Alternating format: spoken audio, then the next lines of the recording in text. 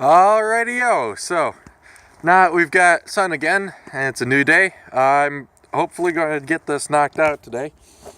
Putting in new mud guards. I just cut this one out. This is like a fiberglass resin board sort of a deal. Nice and strong and flexible and won't rust, which is the problem with all the original mud guards. Now, as you can see, it's really long. I did a post on Facebook, and apparently the original mud guards only came down to right about here.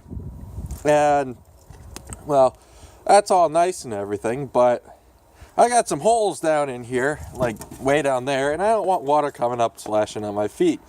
So I'm going to make it full length, like go all the way down, actually probably going to go past the bottom.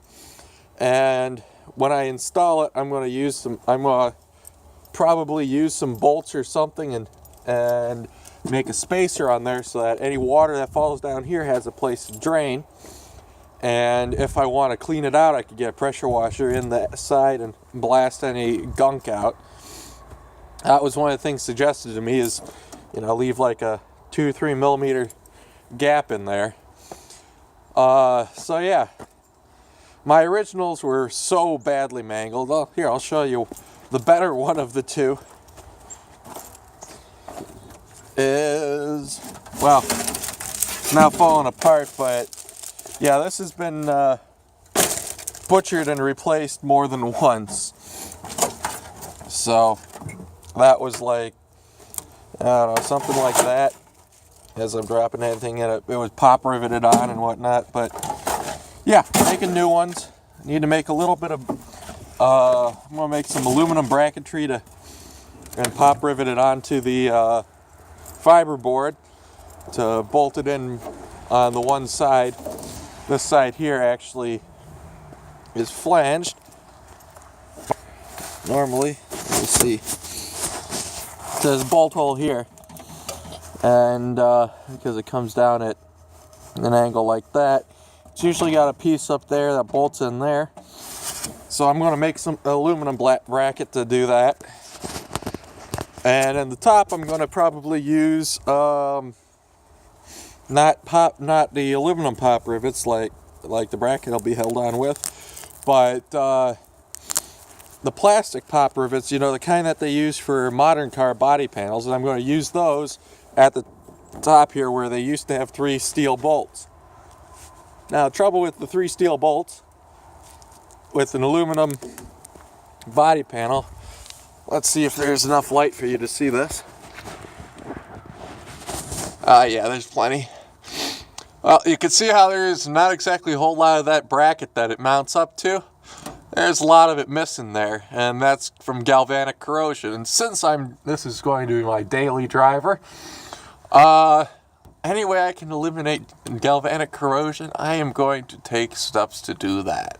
So, hence the fiber board, or, well, I guess it's not fiber board, hence the resin board instead of steel or even aluminum.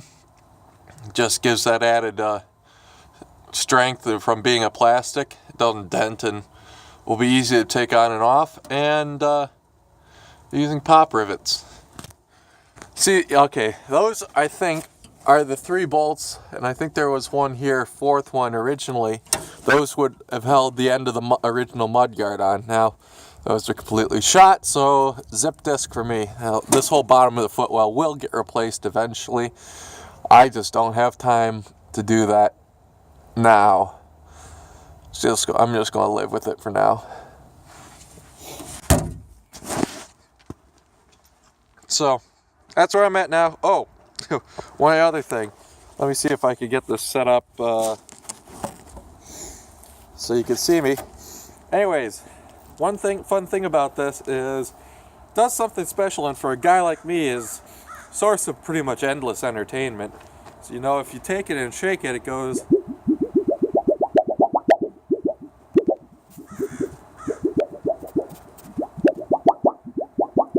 I don't know. I just find that endlessly amusing. When I'm working as a blacksmith up at summer camp, we get sheets of brass as part of the merit badge, and they do this amazingly well. They're just square like shim stock. Ooh, oops. Just rectangular shim stock pieces. I don't remember how thick they are, but they make a brilliant noise like this. I don't know. Just something about it's way too much fun.